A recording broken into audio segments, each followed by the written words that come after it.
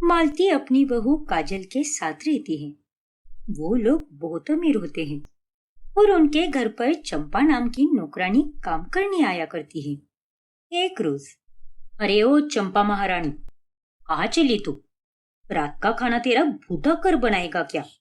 आओ बड़ी मालकिन, किचकिच मत करो अभी। मैं पहले ही बोली है आपको कि मेरे को आज राजा के साथ घूमने जाने का है। वो आज मेरे राजा का हैप्पी वाला बर्थडे है ना, इसीलिए। तू और तेरा वो राजा दोनों के दोनों पागल हो एक नंबर के। छठी मैडम, प्लीज हाँ, मेरे राजा के लिए ऐसा कुछ भी मत बोलना। मेरा राजा एकदम मेरे दिल का टुकड़ा है और मैं उससे बहुत प्यार करती है। लेकिन चंपा, तू हर 15 दिन में अचानक से छुट्टी ले लेती है और अचानक से आधे दिन में ही निकल जाती है। मगर हम तो तुझे पूरे दिन के हिसाब से पगार देते हैं ना, और नहीं तो क्या। अरे तुझे यहाँ पर सुबह 8 से लेकर रात के 8 बजे तक के पैसे मिलते हैं, लेकिन तू है कि कोई पूरा काम नहीं करती। ओ मैडम, मेरी भी लाइफ है, मेरे को भी इधर उधर जाने का होता है। अब महीने के 30 दिन में मशीन की तरह काम थोड़ी ना कर सकती है। और सच बताओ तो मेरे को ये दिन भर अकेले सारे काम करने को बिल्कुल ही नहीं जमता। क्या? ये तू क्या बोल रही है चंपा? और नहीं तो क्या मैडम, मैं बहुत दिन से सोच रही है कि आपको ये बता दूं, लेकिन अब बता दे रही हूँ कि मैं अगले महीने से सिर्फ दिन में ही आया करेगी।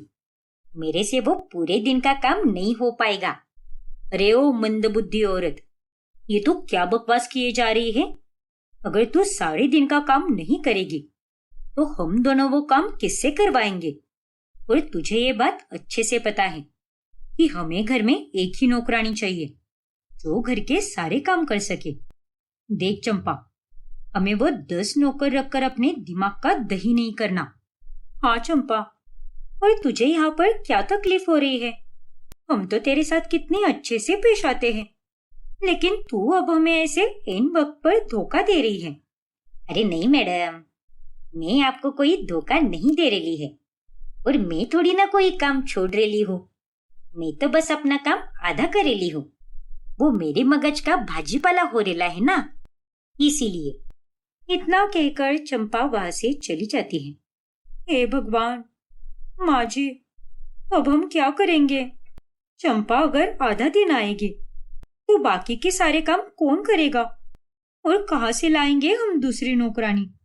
वही तो, ऊपर से अगर नई नौकरानी आई तो उसे सारी चीजें अलग से समझाओ, ऊपर से उस पर निगरानी भी रखो। कितना सरदर्द होगा उससे। और ये सोचकर ही मुझे बुखार सा आ रहा है। ये चंपा भी ना एक नंबर की नौटंकीबाज लड़की है। आने दो उसे, कल हम उसे ही कहेंगे कि हमारे लिए कोई दूसरी नौकरानी लेकर आओ। हाँ काजल, ये तूने एकदम सही कहा। उसे ही करने दे ये मेहनत। भला हम इतनी मगजमारी क्यों करें? फिर अगले दिन, ये आप क्या कह रही हो मैडम? मैं काय को लेकर आऊं नई नौकरानी? काय को लाऊं मतलब? अब तेरा जो पूरा काम है उसमें से तो आधा ही कर रही है, तो आधे दिन का काम कौन करेगा? तू तो अपनी जिम्मेदारियों से हाथ ऊपर कर रही है, लेकिन इतना तो तू कर ही सकती है ना। अब चुपचाप एक नई नौकरानी लाकर दे हमें। हाँ चंपा, माँ जी बिल्कुल सही कह रही है। अब तुझे ही हमारे लिए एक नई नौकरानी ढूंढनी होगी, और वो भी एकदम सही रेट में। माना कि हम अमीर हैं, लेकिन इसका मतलब ये बिल्कुल नहीं है कि हम हमारी सारी कमाई नौकरानियों पर लुटाते रहे। देख, हमें एकदम रीजनेबल रेट में ही काम करने वाली नौकरानी चाहिए। और अब अगर तूने ये कहा कि तुझे नहीं पता, तो मैं तुझे बहुत पीटूंगी चंपा। मोहल्ले की सारी नौकरानियां एक दूसरे को अच्छे से जानती हैं, और तुम सब एक ही इलाके में रहती हो और सुबह एक साथ निकलती हो यहाँ काम पर आने के लिए। इसीलिए मुझसे झूठ बोलने की कोशिश भी मत करना और चुपचाप हमारा ये काम भी करना। ठीक है मैडम, देखती है मैं। बिजली नाम की एक मेरी खास सहेली है, और मैं साथ में ही निकलते हैं काम के लिए, तो वो आपकी यहाँ पर एक टाइम के लिए आ सकती है। लेकिन हाँ, वो सिर्फ झाड़ू पोछा ही करेगी। चलेगा ना आपको? हाँ हाँ चलेगा, लेकिन झाड़ू पोछा को छोड़कर बाकी के सारे काम तुझे ही करने होंगे फिर, समझी कि नहीं? अरे नहीं बड़ी मैडम, मैं सिर्फ सुबह को आऊंगी, नाश्ता बनाएगी और दोपहर का खाना भी बनाएगी, और इधर से 9 तो 11 हो जाएगी। मेरे को बख्श दो मैडम, माना कि मेरे को पैसा चाहिए, लेकिन इतना भी नहीं जिसके चलते मैं अपने आप को टाइम इच ना दे पाऊं। अरे तू तो एक नंबर की बेवकूफ औरत है, जो आती हुई लक्ष्मी को ठुकरा रही है। खैर, जो भी नौकरानी आ रही है, तू पहले उसे बुला ले, हम करेंगे उससे बात, फिर कोई ना कोई सॉल्यूशन तो जरूर निकल आएगा। ठीक है छठी मैडम, बुलाती है मैं कल उसको, लेकिन उसके लिए कल हमें आमरस तैयार करना होगा। अरे ओ बहन, अब आमरस क्यों भला? हमारे घर पर कोई बड़ी हस्ती आ रही है क्या, जिसके स्वागत के लिए हम इतनी तैयारियां करें? वो क्या है ना छुट्टी मैडम, अगर पहली मुलाकात में आप उसके साथ अच्छे से पेश आओगी, तभी वो भी आपके साथ अच्छे से ही पेश आएगी। अब हमें उसको बाटली में उतारने का है ना, और काम के लिए राजी भी करवाने का है, तो उसके लिए इतना सब तो बनता ही है ना। अच्छा अच्छा ठीक है, दे देंगे उसको कल चिल्ड आमरस। फिर अगले दिन चंपा अपनी सहेली बिजली को लेकर आती है, और तभी देखो मैम साहब, मेरे को ये आमरस वगैरह नहीं चाहिए, अब जिस काम के लिए बुलाई हो वो बात करो पहले। मेरे को और 4 घरों में जाने का है, और मेरा तो आज का पूरा दिन पैक है, इसीलिए फटाफट बोलो। वाह, काम नौकरानी वाला और तेवर महारानी वाला, क्या बात है। क्या बोलिए आप? मेरे को सुनाई नहीं दिया। नहीं नहीं, कुछ भी नहीं, लेकिन तुम पहले ये बताओ कि झाड़ू पोछा करने के साथ साथ तुम बर्तन और कपड़े धोने का भी काम कर सकती हो क्या? हाँ बिजली, और अगर हो सके तो रात का भी देख लेना, फिर तो हमारा सारा प्रॉब्लम सॉर्ट हो जाएगा। ना रे बाबा, अरे आप लोगों को मैंने उंगली क्या दे दी, आप लोग तो हाथीच पकड़ने लगे मेरा। क्या रे चंपा, तू मेरे को येड़ा बना रही है क्या? पहले बोली कि सिर्फ झाड़ू पोछा के लिए चाहिए काम वाली, लेकिन इधर आने के बाद ये दोनों सास बहू मेरे ऊपर एकदम राशन पानी लेकर चढ़ रही है। अरे नहीं रे मेरी माँ, मैंने इन दोनों से सिर्फ झाड़ू पोछे की ही बात की थी। अरे ओ मैडम लोग, काहे को इस बेचारी को डरा रहे हो? ये सिर्फ झाड़ू पोछा ही कर सकती है, इसको बर्तन कपड़े वगैरह धोने नहीं आता, और खाने से तो इसका दूर दूर तक कोई नाता नहीं है, और किसी ने अगर इसके हाथ का खाना खा भी लिया तो वो आदमी अगले दिन टपक जाएगा। क्या कहा? अरे चंपा की बच्ची, तू मेरे को यहाँ मेरा इज्जत का फालूदा करने को बुला रही है क्या? ज्यादा मच मत कर, वरना मैं अभी के अभी निकल जाएगी इधर से। अरे बिजली, ज्यादा तेवर मत दिखा, खुद को क्या तू ऐश्वर्या राय समझती है क्या? जब देखो तब नाटक करती रहती है, येड़ी कही की। हाँ समझती हूँ मैं खुद को ऐश्वर्या राय, क्या कर लेगी तू? अरे अरे बस करो, तुम दोनों तो यहीं पर शुरू हो गई। और ये भला क्या बात हुई चंपा? तूने तो कहा था कि ये तेरी खास सहेली है, तो कोई अपनी खास सहेली के साथ इस तरह से झगड़ा करता है क्या? वो भी सिर्फ इतनी छोटी सी बात पर। हद होती है चंपा। सॉरी मैडम, लेकिन हम दोनों का चलता ही रहता है। लेकिन ये भी सच है कि मैं इस भूतनी को बहुत प्यार करती है, बोले तो अपने राजा से भी ज्यादा प्यार। ये तो मेरी बहन जैसी है। हाँ मैडम, ये चुड़ैल भी मेरी बहन जैसी है। हम दोनों में तो ऐसी मीठी नोकझोंक चलती रहती है। आप एकदम टेंशन फ्री रहो। हाँ हाँ, अब तो बस यही देखना रह गया था हमारा। खैर, अगर तुम सिर्फ झाड़ू पोछा ही करना चाहती हो तो कोई बात नहीं, कल से तुम काम पर आ जाना। अब क्या ही कर सकते हैं, हमारे पास भी और कोई ऑप्शन नहीं है। क्यों माँ जी? हाँ बहू, बाकी कामों के लिए हमें तीसरी नौकरानी ढूंढनी ही पड़ेगी। अब काजल और मालती बहुत चिंतित हो जाती हैं। ऐसे ही एक रोज उनकी नजर पड़ोसन के घर आ रही खाना बनाने वाली पर जाती है।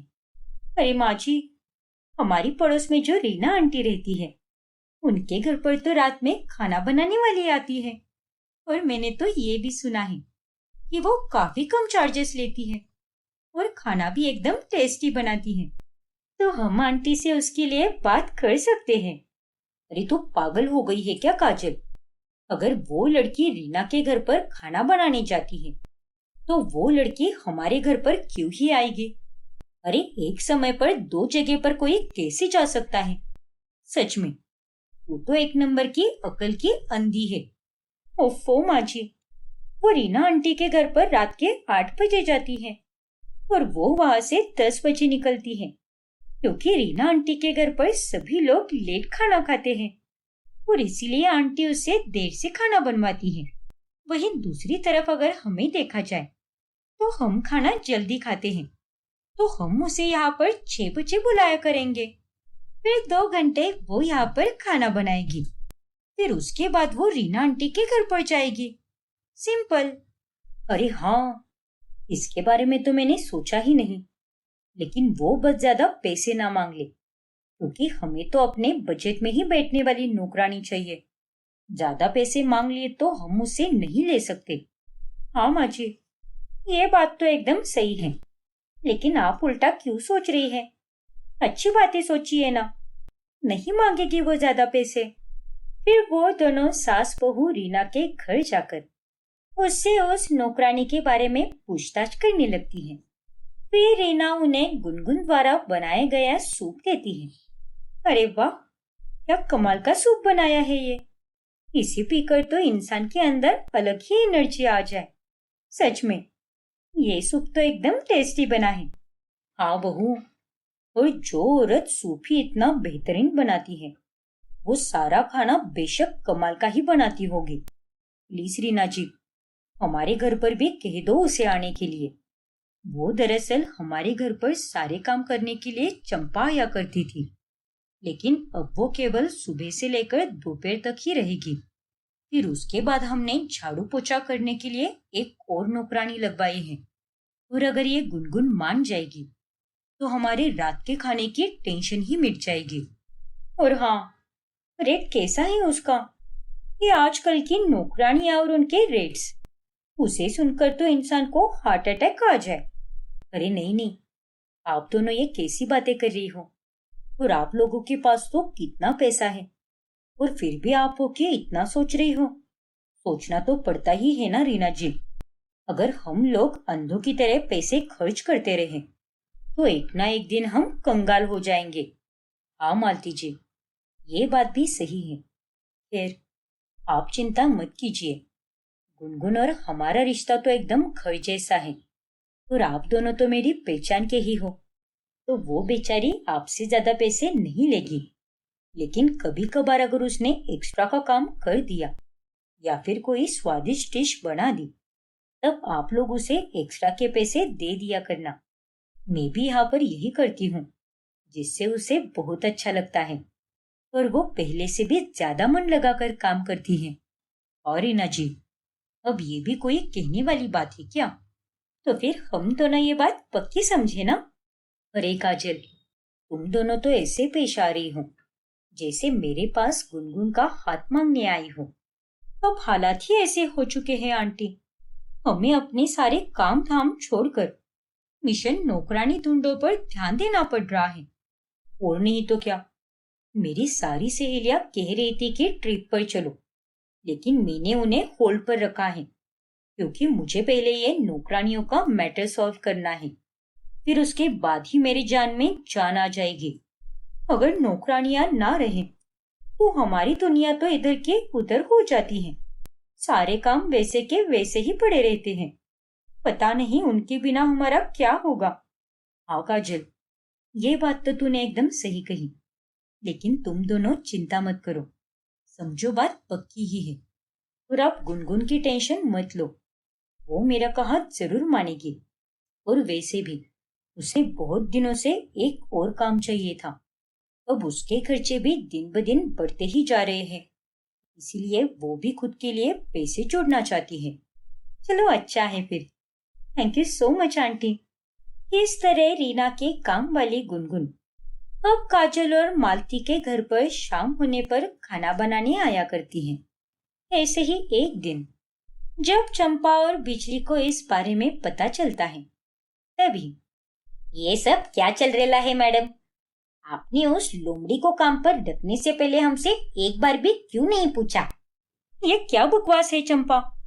हमें तुम्हें पूछने की क्या जरूरत है? और तुम्हें तो पहले से पता था कि हमें शाम में खाना बनाने वाली कोई नौकरानी चाहिए, लेकिन फिर भी तुमने उसमें हमारी कोई मदद नहीं की और तुम हो कि उल्टा हम पर ही चढ़ रही हो। देखो मेम साहब, वो गुनगुन भले ही भोली दिखती है, लेकिन एक नंबर की चैप्टर औरत है वो। हमारा और उसका तो एकदम 36 का आंकड़ा है, इसलिए कह रहे हैं हमें तो भूल कर भी कभी उसके सामने मत बुलाना। हाँ हाँ, नहीं बुलाएंगे। तुम लोग भी ना, सच में कितनी ओवर एक्टिंग करती रहती हो। खैर देखिए माँ जी, अभी हमारे पास सुबह का नाश्ता और दोपहर का खाना बनाने के लिए चंपा है, झाड़ू पोछे के लिए ये बिजली है और रात का खाना बनाने के लिए गुनगुन है। तो अब बचे बस 2 काम, बर्तन धोने वाली और कपड़े धोने वाली। हे भगवान, ये नौकरानियों को ढूंढने का सिलसिला पता नहीं कब खत्म होगा। मेरा तो अब सर चकरा रहा है और ये सब इस मनहूस चंपा के कारण हुआ है। अब मालती अपना सर पकड़ लेती है। अब आगे क्या होगा जानने के लिए हमारा अगला भाग देखना ना भूलें। और अगर आपने हमारा चैनल सब्सक्राइब नहीं किया है तो अभी सब्सक्राइब कीजिए और बेल आइकॉन दबाना ना भूलें। शौर्य, आज हमारी शादी की 1 मंथ एनिवर्सरी है और तुम मुझे कहीं बाहर लेकर भी नहीं जा रहे। क्या यार तुम भी। रितिका, मैंने तुम्हें बाहर जाने से कब मना किया है? मैं तो बस ये कह रहा हूँ कि मेरी अभी तक सैलरी नहीं आई है, इसीलिए हम 1 हफ्ते बाद जब मेरी सैलरी आ जाएगी तब चले जाएंगे बाहर, और वो भी तुम्हारे पसंदीदा रेस्टोरेंट में। तुम तो रहने ही दो, मुझे तो तुमसे कोई बात नहीं करनी। अरे सुनो तो मेरी बात, रितिका। रितिका वहां से रूठकर चली जाती है और ये सब दरवाजे के बाहर खड़ा हुआ शौर्य का बड़ा भाई मिहिर सुन लेता है। अरे भैया, आप यहाँ पर अभी तक दफ्तर नहीं गए क्या? अरे आज मुझे छुट्टी है छोटे, माफ करना, लेकिन मैं तेरे कमरे से गुजर रहा था और तभी मैंने रितिका और तेरी सारी बातें सुन ली। ये ले, ये पैसे रख ले। अरे नहीं भैया, मुझे पैसे नहीं चाहिए। अरे मैंने सुना कि तेरी सैलरी अभी तक नहीं आई है, इसीलिए तू ये पैसे ले ले और रितिका के साथ बाहर खाना खाने चले जा। उसे ऐसे उदास मत होने दे। पर भैया छोटे, मैंने कह दिया ना, रख ले इसे। शुक्रिया भैया। फिर वो रितिका के साथ बाहर खाना खाने के लिए चला जाता है। शौर्य को उसके भैया भाभी मिहिर और अमृता बहुत प्यार करते हैं। दोनों देवरानी और जेठानी में भी अच्छी बनती है। ऐसे ही एक दिन, अरे रितिका, तुम सुबह से काम कर रही हो, जाओ जाकर थोड़ा सा आराम कर लो। अरे नहीं भाभी, मैंने सुबह से बहुत थोड़ा ही काम किया है, उल्टा आपने ही मेरे से ज्यादा काम किया है, तो आप ही जाकर आराम कीजिए, तब तक मैं बचे हुए काम निपटा लेती हूँ। अरे मेरी प्यारी देवरानी, ये सारे काम मैं निपटा लूंगी, तुम बेफिक्र रहो। अब जाओ। पता है भाभी, आप सच में बहुत अच्छी हो और मुझे आपसे बात करके ऐसा लगता है जैसे मैं अपनी बड़ी बहन से बात कर रही हूँ। हाँ तो मैं तुम्हारी बड़ी बहन ही तो हूँ। फिर रितिका आराम करने चली जाती है। फिर एक दिन घर में रितिका की सहेली चंचल आती है। ये ले चंचल, तेरे लिए खास गर्मा गर्म चाय और पनीर के पकोड़े, अब इसे खा ले, तब तक मैं कपड़े सुखा देती हूँ। धूप निकली है ना, और आज बारिश आने की संभावना भी कम ही लग रही है। ठीक है रितिका। फिर रितिका कपड़े सुखाकर चंचल के साथ गप्पे लड़ाने लगती है। अरे रितिका, तू अकेली ही सारे काम क्यों कर रही है? और तेरी जेठानी कहाँ पर है? भाभी तो हॉस्पिटल गई है। अरे बाप रे, सब ठीक तो है ना तेरे घर पर? अरे हाँ बाबा, सब ठीक है। वो भाभी की सहेली को बेटी हुई है ना, इसीलिए वो उसे देखने गई है। अच्छा, ऐसी बात है क्या? लेकिन तू ध्यान रख बाबा, तुझे देखकर मुझे तो घबराहट ही हो रही है। क्यों भला? ऐसे क्यों बोल रही है तू? क्योंकि जब से मैं यहाँ पर आई हूँ तब से बस तू कोई ना कोई काम ही करते जा रही है। पूरे आधे घंटे बाद आई है तू मेरे पास। ये जेठानियां सास से कम नहीं होती, अपनी देवरानियों को ही मुफ्त की नौकरानी बनाकर रख देती है। अरे रहती होगी ऐसी जेठानी, लेकिन मेरी भाभी तो ऐसी बिल्कुल नहीं है। वो तो उल्टा मुझसे बहुत कम काम करवाती है, लेकिन आज वो बाहर गई है ना, इसीलिए मैं सारे काम कर रही हूँ। और वो तो बहुत दिलदार है। अरे रितिका, इतनी भोली मत बन। जो जैसा दिखता है वैसा होता नहीं। मेरी चचेरी बहन के साथ भी ऐसे ही हुआ था। उसकी जेठानी ने भी उसके साथ शुरू में काफी अच्छे से बर्ताव किया, लेकिन बाद में अपना असली रूप दिखा ही दिया। एक बार तो सास अच्छी बन सकती है, लेकिन जेठानियां तो बस पूछो ही मत। ऐसा भी होता है क्या? बाप रे, अच्छा हुआ चंचल जो तूने मुझे पहले ही बता दिया, वरना मैं भी अपनी जेठानी की नौकरानी बन जाती। हाँ, वो तो है। वैसे कुछ भी हो, वैसे जरूरत हो तो मुझे तुरंत कॉल करना, लेकिन अपने जेठ जेठानी पर कभी भरोसा मत करना। हाँ चंचल, तूने बिल्कुल सही कहा। अब रितिका चंचल की बातों में आ जाती है और उसी के कारण वो पहले से कम काम करने लगती है। अरे रितिका, रात की रोटियां तो तुम बनाती हो ना, तो फिर अभी तक बनाई क्यों नहीं? 8 बज चुके हैं। थोड़ी ही देर में मिहिर और देवर जी आ जाएंगे। अरे भाभी, आज मेरे हाथ में बहुत दर्द हो रहा है, इसीलिए आप ही बना दीजिए ना रोटियां। अच्छा ठीक है रितिका, कोई बात नहीं, लेकिन तुम्हारे हाथ में अचानक से यह दर्द कैसे हो गया? लगता है वो नींद में मुड़ गया होगा, इसीलिए। बाप रे, 1 मिनट रुको। फिर अमृता उसके हाथ पर एक बाम लगाती है। अब इस बाम से तुम्हें रातों रात फर्क पड़ जाएगा, देखना तुम। धन्यवाद भाभी। अरे बात बात पर क्या धन्यवाद कहना, पगली कही की। अब तुम जाकर आराम करो, मैं रोटियां बना देती हूँ और रात में हल्दी वाला दूध भी दूंगी तुम्हें, उसे पी लेना। ठीक है भाभी। इतना कहकर अमृता वहां से चली जाती है। ये तो कितनी अच्छी बनती है, लेकिन मैं इन्हें अच्छे से जानती हूँ। इनके मन में बहुत कपट भरा हुआ है। ये बस उस दिन के इंतजार में है जब मैं इनकी नौकरानी बनूंगी। लेकिन भाभी, मैं आपको अपने इस घिनौने मंसूबे में कभी कामयाब नहीं होने दूंगी। रितिका अब आराम ही फरमाती है। लेकिन अगले दिन जब अमृता अचानक से उसके कमरे में आती है, तभी वह उसे सूजे हुए हाथ से अपनी अलमारी साफ करते हुए देख लेती है। अरे भाभी, आप यहाँ पर? हाँ रितिका, लेकिन तुम्हारे हाथ में तो सूजन है ना, तो फिर तुम ये अलमारी क्यों साफ कर रही हो? अरे नहीं भाभी, वो दर्द अब कल रात से बहुत कम हो गया है, इसीलिए मैंने सोचा कि लगे हाथ अलमारी ही साफ कर दूं। कपड़े बहुत बिखरे हुए थे ना, इसीलिए। अच्छा ठीक है, लेकिन फिर भी रितिका, दर्द कम हो गया है, इसका मतलब ये नहीं कि तुम फिर से अपने हाथ का इस्तेमाल करके कोई काम करो। 2 दिन तक उसे पूरी तरह आराम दो। हाँ भाभी, समझ गई मैं। वैसे मैं यहाँ पर तुम्हें नाश्ते के लिए बुलाने आई थी। देवर जी और मिहिर तो चले गए हैं दफ्तर, और तुमने अभी तक नाश्ता भी नहीं किया है। शुक्रिया भाभी, लेकिन अब मेरी वजह से आपको घर के सारे काम करने पड़ रहे हैं। अरे नहीं रितिका, उसमें क्या होता है, बस 2 दिन की ही तो बात है। लेकिन तुम अपनी सेहत पर ध्यान दो। फिर रितिका चंचल को ये बात फोन करके बताती है। तभी मैंने तो नाटक ही किया है, अब वो ही 2 दिन तक सारे काम करेगी और मैं मस्त आराम करूंगी। अरे बेवकूफ लड़की, तुझे ये नाटक करने की क्या जरूरत थी? तू बगैर नाटक किए भी उसके साथ बुरी तरह से पेश आ सकती है, लेकिन उसकी मीठी मीठी बातों में मत आना तू। ठीक है चंचल, तेरी ये बात मैं ध्यान में रखूंगी। फिर 2 दिन बाद भी रितिका पहले से बहुत कम ही काम करती है। भाभी, मैं अपनी सहेली की जन्मदिन के पार्टी में जा रही हूँ, झाड़ू पोछा और आंगन की सफाई आप ही कर देना, ठीक है ना? चलो आती हूँ मैं।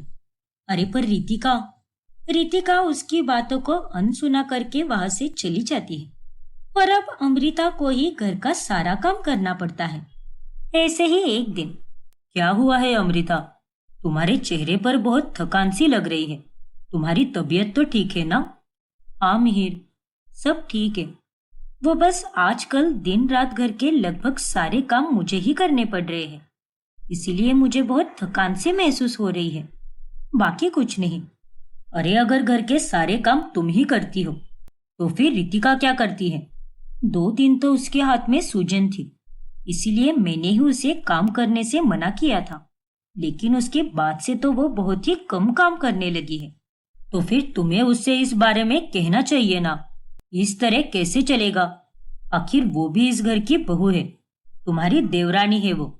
अरे जाने दीजिए, अब मैं उससे क्या कहूँ? कुछ बोलूंगी तो वो गुस्सा हो जाएगी, और उसे भी तो ये बात समझनी चाहिए ना। पर अमृता, तुम अपना ख्याल रखना, क्योंकि घर के काम करते करते तुम्हारी हालत खराब ना हो जाए। अरे हम 4 ही तो रहते हैं, थोड़ी ना मुझे 10 लोगों का काम करना पड़ रहा है। कोई बात नहीं, वो अभी नादान है, समझदार बनने पर वो भी घर के सारे काम करने लगेगी। ये सोचकर अमृता रितिका को कुछ भी नहीं बोलती। फिर एक दिन, भाभी, ये ऑर्डर आया है, आपके नाम से है। हाँ रितिका, ये सूटकेस बैग है। वो हमारे पास जो बैग है ना, वो काफी पुरानी हो चुकी है, उसकी सारी चेन भी खराब हो चुकी है, और इसीलिए बार बार मोमबत्ती से घिसना पड़ता है। इसीलिए मैंने ये नया सूटकेस मंगवाया है। अच्छा, लेकिन अचानक से ये बैग क्यों मंगवाई आपने? क्योंकि मिहिर को काफी लंबे समय के बाद ये छुट्टी मिली है, वो भी 1 हफ्ते की। वो कब से ट्राई कर रहा था इस छुट्टी के लिए, लेकिन मिल ही नहीं रही थी, और अब जाकर मिली है। इसीलिए हम दोनों अब घूमने जा रहे हैं। क्या? घूमने? वो भी 1 हफ्ते के लिए? हाँ रितिका। अरे वाह, ये तो बड़ी अच्छी बात है भाभी। फिर रितिका ये बात भी चंचल को बताती है। क्या? वो दोनों घूमने जा रहे हैं? देख लिया रितिका, इतनी चालाक है तेरी जेठानी। इतने लंबे समय से उसने ये प्लान बना कर रखा होगा, लेकिन उसने तुझे नहीं बताया, और अब उसके जाने के बाद सारा काम तुझे ही करना पड़ेगा। हाँ ना चंचल, मुझे भी उसी बात की चिंता सता रही है। अगर घर में वो रहती है तो मुझे किसी काम की कोई चिंता नहीं रहती, लेकिन उसके जाने के बाद पता नहीं मैं सारे काम कैसे करूंगी। अरे तू चिंता मत कर, और मेरी बात सुन। शौर्य से बोल दे अपने भैया से कुछ पैसे मांगने के लिए, वो भी किसी जरूरी काम के लिए। वो तेरी बात जरूर सुनेगा। हाँ, और उसके बाद तेरा जेठ अपने छोटे भाई को पैसे जरूर दे देगा, और जब वो दोनों घूमने चले जाएंगे तब तू उन पैसों से 1 हफ्ते के लिए कोई नौकरानी रख ले, जो तुझे तेरे सारे काम करके दे देगी। अरे वाह, क्या बात है चंचल, तू तो सच में एकदम शातिर दिमाग वाली है। आज तो मैं मान गई तुझे। फिर रितिका शौर्य को मिहिर से पैसे मांगने के लिए बोल देती है। क्या? नहीं रितिका, भैया मुझे पैसे देते ही रहते हैं। इसका मतलब ये बिल्कुल नहीं है कि मैं उनसे इस बात का गलत फायदा उठाऊं। ओफो शौर्य, मैं कोई गलत फायदा उठाने के लिए नहीं बोल रही हूँ। मुझे वाकई में पैसों की जरूरत है। मैंने शादी से पहले एक लड़की से पैसे लिए थे, और अब वो मुझसे पैसे मांग रही है, वो भी कल के कल ही। और अगर तुम भैया से पैसे नहीं ले सकते तो तुम्हारे ही पैसे दे दो मुझे। चलो निकालो 10,000 रुपए। अरे नहीं रितिका, मेरी सैलरी के आए हुए पैसे सारे खत्म होने को आए हैं। अब बस थोड़े ही पैसे बचे हुए हैं, और वो पैसे मुझे इस महीने के अंत तक चलाने हैं। अरे हर महीने तुम्हारी सैलरी का ही लोचा रहता है, इसीलिए मैंने तुम्हें भैया से पैसे मांगने के लिए कहा, क्योंकि मैं जानती हूँ कि मेरा पति किसी काम का नहीं है। देखो शौर्य, मेरा दिमाग खराब मत करो, और जाकर अपने भैया से पैसे मांगो। लेकिन रितिका, अगर तुमने ये नहीं किया ना, तो मैं तुमसे बात ही नहीं करूंगी।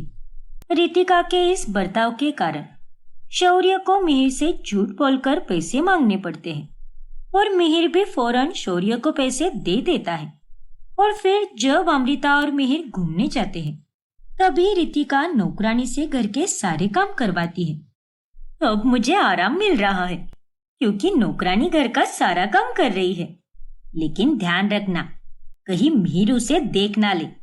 अरे फिक्र मत कर यार, इस हफ्ते मिहिर को ऑफिस में ढेर सारा काम है, इसीलिए वो रात में लेट ही आएगा और तब तक मैं इस नौकरानी को भेज भी दूंगी।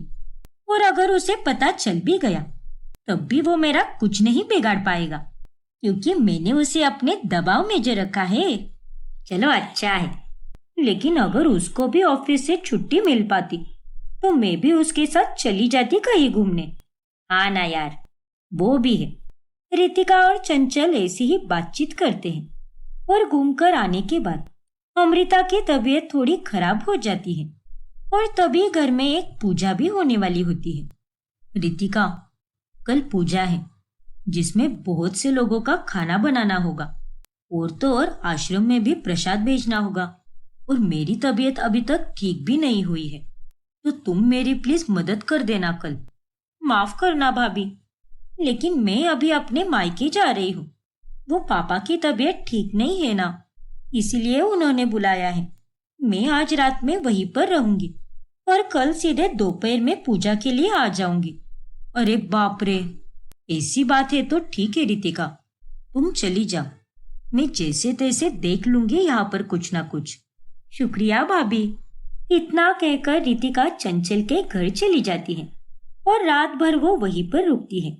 मुझे तो लगा ही था कि पूजा के कामों में वो तुझसे मदद जरूर मांगेगी, इसीलिए मैंने तुझे ये नाटक करने के लिए बोल दिया। अब वो अकेली ही सारे काम करेगी और हम दोनों रात भर मस्त पार्टी करेंगे। हाँ चंचल, वो तो है।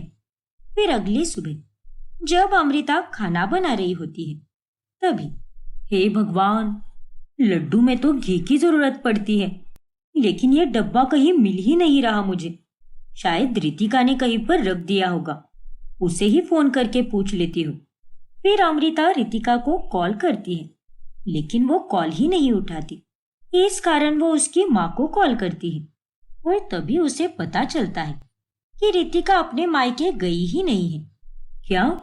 लेकिन अगर वो मायके नहीं गई है तो फिर कहाँ चली गई और उसने मुझसे झूठ क्यों बोला? अब आगे क्या होगा जानने के लिए हमारा अगला भाग देखना ना भूलें।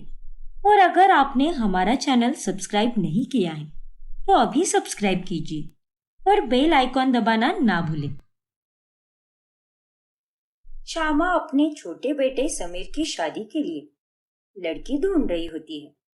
समीर बेटा, तेरे लिए तो मैं एकदम संस्कारी और सुशील लड़की ढूंढूंगी। इस कांचन को अनिरुद्ध के गले में बांधकर तो मैं आज तक पछता रही हूँ, क्योंकि इसमें तो कोई अच्छे गुण भी नहीं है। माँ जी। अरे क्या माँ जी, काम की ना काज की, दुश्मन अनाज की। तेरा बहू होकर कोई फायदा नहीं है। एक बार मैं ये गलती कर बैठी हूँ, लेकिन दोबारा नहीं करूंगी। अरे माँ, आपके हिसाब से जो संस्कार है वो अलग है और आजकल के संस्कार बहुत अलग है।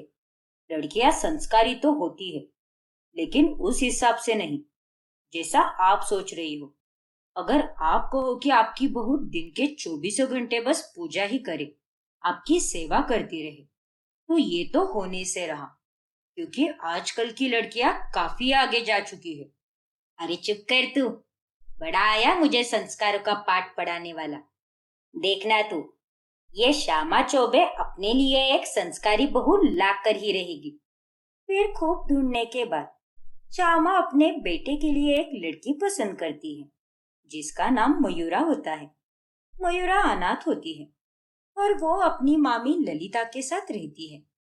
अरे वाह मयूरा, तुम्हारे हाथ का खाना तो बेहद लाजवाब है और तुम तो बातचीत करने में भी कितनी अच्छी हो। सच में सभी अच्छे गुणों से भरपूर हो तुम। धन्यवाद आंटी जी। ललिता बहन, मुझे तो आपकी मयूरा बहुत पसंद आई है। अगर आपको और मयूरा को कोई ऐतराज ना हो तो क्या हम ये रिश्ता पक्का कर दे? मयूरा, क्या तुम इस शादी के लिए तैयार हो? हाँ मामी जी, मैं तैयार हूँ। अरे वाह, तो फिर तय रहा। फिर श्यामा और ललिता मुंह मीठा करती है और शुभ मुहूर्त निकालकर मयूरा और समीर की धूमधाम से शादी होती है। ससुराल में आने के बाद क्या बात है मयूरा, सुबह सुबह जल्दी उठकर तूने पूजा भी कर दी और भोग प्रसाद भी चढ़ा दिया। जी माँ जी, मैं मायके में भी सुबह 5 बजे उठकर घर के सारे काम निपटाती हूँ। और हाँ माँ जी, नाश्ता भी तैयार है। आज मैंने पूरी सब्जी और सूजी का हलवा बनाया है। बहुत खूब बहू। देख कांचन, अरे कुछ लाज शर्म होगी तो अपनी देवरानी से कुछ सीख ले। इतने साल हो गए तुझे इस घर में आए, लेकिन कभी तूने इतनी जल्दी उठकर पूजा पाठ नहीं की।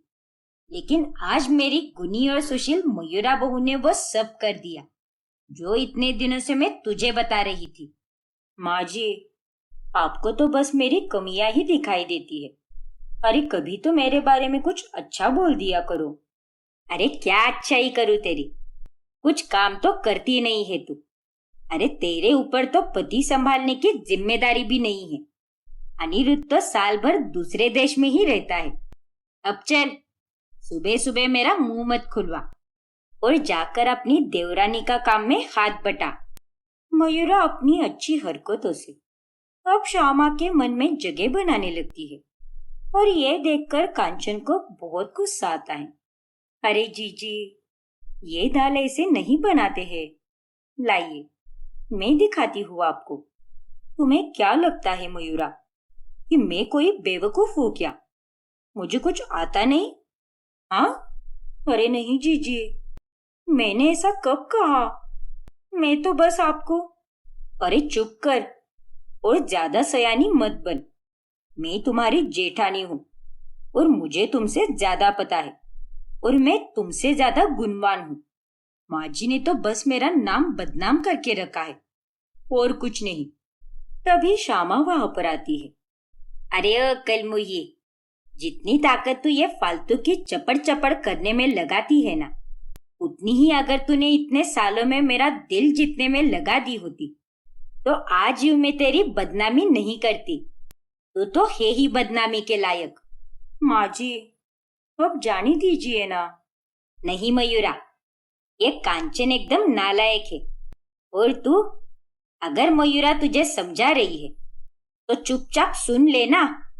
उल्टा तुझे उसे 4 बातें सुनाने की क्या जरूरत है? जब देखो तब घमंड में ही रहती है। उससे अच्छा अपनी हैसियत में रह, वरना मैं तेरा सारा घमंड चूर चूर कर दूंगी। और अगर तू इसकी जेठानी है तो मैं भी तेरी सास हूँ, समझी कि नहीं? इतना कहकर श्यामा वहां से चली जाती है। फिर एक दिन श्यामा मयूरा को टीवी पर फिल्मी गाने सुनते हुए देख लेती है और वो उस पर बहुत गुस्सा करती है। अरे माँ जी, आइए ना, बैठिए, मैं अभी आपके लिए पानी लाती हूँ। ये सब क्या है मयूरा? तू ये फालतू के फिल्मी गाने क्यों सुन रही है? मैं तो तुझे बहुत अच्छी समझती थी, लेकिन तू भी बाकियों की तरह ही निकली। क्या? अरे नहीं माँ जी, आप जैसा सोच रही हो वैसा कुछ भी नहीं है। मैं तो बस यहाँ पर बैठकर मटर छिल रही थी। अभी 5 मिनट पहले ही यहाँ पर जीजी बैठी थी और वही ये गाने देख रही थी। मेरा तो टीवी पर कोई ध्यान नहीं था और मैं तो बस अपने काम में ही मगन थी। अच्छा, ऐसी बात है क्या? फिर ठीक है, और तेरा इन गानों पर ध्यान भी नहीं गया। वाह, ये होते हैं असली संस्कार। वरना एक है वो तेरी जेठानी, उसने तो बस अपनी बेशरम हरकतों से नाक में दम करके रखा है। श्यामा कांचन से हर वक्त परेशान रहती है, वही दूसरी तरफ मयूरा उसका दिल जीतती जाती है। एक रोज, ये लीजिए कांचन भाभी, आपका दूध। अरे ये क्या लल्लू भैया, 1 लीटर दूध मांगा है, थोड़ा और दे दो। हम तो आपके कितने पुराने ग्राहक हैं। और भाभी, अरे चलिए ना लल्लू भैया, इतना भी क्या भाव खा रहे हो? चलो ठीक है, एक और गिलास देता हूँ। ये हुई ना बात। और बताइए, कैसी है भाभी जी? घर में सब ठीक तो है ना? हाँ भाभी जी, आपकी कृपा से सब एकदम बढ़िया चल रहा है। चलो बढ़िया है। कांचन को दूध वाले के साथ बात करते हुए देखकर श्यामा का माथा फिर से गर्म हो जाता है। अरे निर्लज्ज औरत, 1000 बार कहा है मैंने तुझे कि पराये मर्दों के साथ गप्पे मत लड़ाया कर, लेकिन तू सुधरने वालों में से नहीं है। बेशरम कही की। माँ जी, मैंने तो बस लल्लू भैया का हालचाल पूछा, अब उतना भी मैं नहीं कर सकती क्या? अरे पर ये सब करने की क्या जरूरत है? आखिर वो लगता कौन है तेरा? उससे दूध ले और दरवाजा बंद कर दे। लेकिन नहीं, जब तक तू अपने ससुराल की इज्जत की धज्जियां ना उड़ा दे, तब तक तेरा खाना हजम ही नहीं होता। क्यों? सही कहा ना मैंने? ऐसी कोई बात नहीं है माँ जी। ऐसी कोई बात नहीं तो कैसी बात है? जब देखो तब बकवास करती रहती है। अगर आइंदा से किसी आदमी के साथ खीकी खूकू या गपशप करती हुई दिखाई दी तो मैं तेरा मार मार कर भरता बना दूंगी। अरे ये तेरी देवरानी को देख, इतनी चुप रहती है, अपने काम से काम रखती है और जरूरत हो उतना ही बोलती है। मयूरा के जैसे 1% भी बन जा, तब मानूंगी मैं तुझे। इतना कहकर श्यामा वहां से चली जाती है। ये माजी भी ना, जब देखो तब उस मयूरा के तारीफों के पुल ही बांधती रहती है और मेरी उसके साथ तुलना करती रहती है। इसकी बातें सुन सुन के तो मैं थक गई हूँ। जब से मेरी ये देवरानी आई है, तब से तो इसने मेरा जीना दुश्वार करके रखा है। फिर एक दिन जब कांचन घर की सफाई कर रही होती है, तभी उसे मयूरा के कमरे में से एक बैग मिलती है जिसमें छोटे कपड़े होते हैं, और वो देखकर कांचन हैरान रह जाती है। ओ तेरी, तो ये है माजी की सर्वगुण संपन्न और सुशील बहू। इसके पास तो छोटे कपड़े भी है। ये तो एकदम चालाक निकली। खाने के दांत कुछ और दिखाने के दांत कुछ और। रुक जा, अभी जाकर माजी को दिखाती हूँ कि उनकी ये सुशील बहू कितने अभद्र कपड़े पहनती है। फिर कांचन श्यामा के पास जाकर उसे वो छोटे कपड़े दिखाती है और उन्हें देखकर श्यामा चौंक जाती है। मयूरा, ये सब क्या है? तेरे कमरे में इतने अभद्र और छोटे कपड़े कैसे मिले? तू भी ऐसे कपड़े पहनती है क्या? अरे नहीं माँ जी, ये कपड़े मेरे नहीं हैं। मेरा विश्वास कीजिए। झूठ मत बोल मयूरा। सफाई करते समय कांचन को ये कपड़े तेरे कमरे में से मिले। हाँ मयूरा, अब तो सच बोल दो और कितनी अच्छाई की मूरत बनोगी। बंद करो अपना ये ढोंग। जी, माना कि आप मुझे पसंद नहीं करती, लेकिन उन सब का गुस्सा आप मुझ पर इस तरह से मत निकालिए। और माँ जी, जीजी झूठ बोल रही है।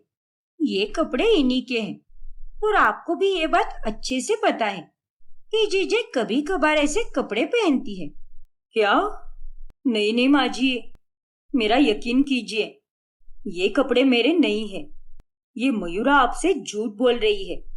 नहीं माँ जी, आप मुझसे इतना प्यार करती हो, मेरी इतनी तारीफ करती हो, और ये बातें जीजी को सहन नहीं होती, इसीलिए ये मेरे साथ ऐसा कर रही है और मुझे आपकी नजर में गिराने की कोशिश कर रही है। आपके मन में इतना छल कपट होगा, ये मैंने कभी सोचा भी नहीं था जीजी। कांचन, ये मैं क्या सुन रही हूँ? माँ जी, आप इसकी बातों में मत आइए। ये झूठ बोल रही है। ये इसी के कपड़े हैं और अभी आपको गुमराह कर रही है। अरे मैं कोई दूध पीती हुई बच्ची नहीं हूँ जो तू मुझे बेवकूफ बना सके। और मयूरा की बातें सुनकर तो मुझे भी अब यही लग रहा है कि तूने ये सब कुछ जानबूझकर किया है ताकि तू इस बेचारी को मेरी नजर में गिरा सके, गलत और बेशर्म साबित कर सके। नहीं माँ जी, ऐसा कुछ भी नहीं है। सच में, आपकी कसम। अरे चुप कर, मेरी झूठी कसम मत खा। मुझे मारने के पीछे क्यों तुली हुई है तू? करमजली कही की। और मयूरा, बहू तू जा और जाकर अपना काम कर। मुझे तुझ पर पूरा विश्वास है कि तू ऐसे कपड़े पहन ही नहीं सकती। और इतने घटिया और असभ्य कपड़े केवल ये कांचन ही पहन सकती है, लेकिन तू नहीं। मुझ पर इतना भरोसा करने के लिए बहुत बहुत शुक्रिया माँ जी। लेकिन माँ जी ये झूठ बोल रही है। कांचन की बात कोई नहीं सुनता और श्यामा और मयूरा वहां से चली जाती है और कांचन गुस्से से आग बबूला होती है। मैंने तो कोई चाल भी नहीं चली, जो सच था वही कहा माँ जी से, लेकिन फिर भी मैं ही उनकी नजरों में गलत साबित हो गई। लेकिन अब सवाल ये है कि आखिर वो इतने छोटे कपड़े इस संस्कारी मयूरा के कमरे में क्या कर रहे थे? और अगर ये इतनी अच्छाई की मूरत बनी फिरती है, तो इसने अपने आसपास ऐसे अभद्र कपड़े क्यों रखे? फिर एक रात लाख कोशिशों के बाद भी श्यामा को नींद नहीं आती। तभी वो उठकर छत पर खुली हवा खाने के लिए जाती है और वो वहां पर मयूरा को फोन पर बात करते हुए देख लेती है। हाँ हाँ, तुम चिंता मत करना, मैं पहुंच जाऊंगी वहां पर। हाँ बाबा, सच में। चलो अब मैं रखती हूँ, बाय। फोन रखने के बाद मयूरा जब देखती है तब सामने श्यामा खड़ी होती है। माँ जी, आप यहाँ पर? अरे इतनी रात गए फोन पर किससे बतिया रही थी? हाँ, वो माँ जी, वो तो मैं। अरे मैं तो वो तो क्या लगा के रखा है, बता जल्दी। वो मेरी सहेली का फोन था माँ जी, और वो कह रही थी कि मेरे साथ शॉपिंग पर चल, इसीलिए मैंने कहा कि मैं आ जाऊंगी। लेकिन असल में तो मैं वहां पर जाऊंगी ही नहीं और मैं उसका फोन भी नहीं उठाऊंगी। अगर मैं उसे अभी मना करती तो वो मेरी बात बिल्कुल नहीं मानती, इसीलिए हाँ बोलकर मैंने उसे चुप करा दिया। लेकिन मयूरा, तू एक अच्छे और इज्जत वाले घराने की बहू है और अच्छे घराने की बहू है, इतनी रात गए ऐसे फोन पर बातें नहीं करती। माफ कीजिए माँ जी, लेकिन मैं आइंदा से ऐसा नहीं करूंगी। हाँ, वही बेहतर रहेगा। अब चलो, जल्दी से सो जा, काफी रात हो चुकी है। जी माँ जी। फिर अचानक से एक दिन कांचन अपने फोन पर मयूरा का डांस वीडियो देखती है, जो इंटरनेट पर काफी वायरल हो चुका है। और वो उसमें एक फिल्मी गाने पर आदमियों के सामने नाच रही है। हे भगवान, ये क्या मयूरा, तुम्हारा वीडियो तो रातों रात काफी वायरल हो गया है। पूरे 1 मिलियन व्यूज आए हैं इस पर। ये कहाँ पर नाचने गई थी तू? बाप रे, माँ जी, आपकी ये संस्कारी बहू की बेशरम हरकतें देखिए। क्या? फिर कांचन वो वीडियो श्यामा और समीर को दिखाती है और वो दोनों भी दंग रह जाते हैं। ये सब क्या है मयूरा? ये हरकतें करते हुए तुझे शर्म नहीं आई क्या? अब आगे मयूरा के साथ क्या होगा, जानने के लिए इसका अगला भाग देखना ना भूलें। और अगर आपने हमारे चैनल को सब्सक्राइब नहीं किया है तो अभी सब्सक्राइब कीजिए और बेल आइकॉन दबाना ना भूलें।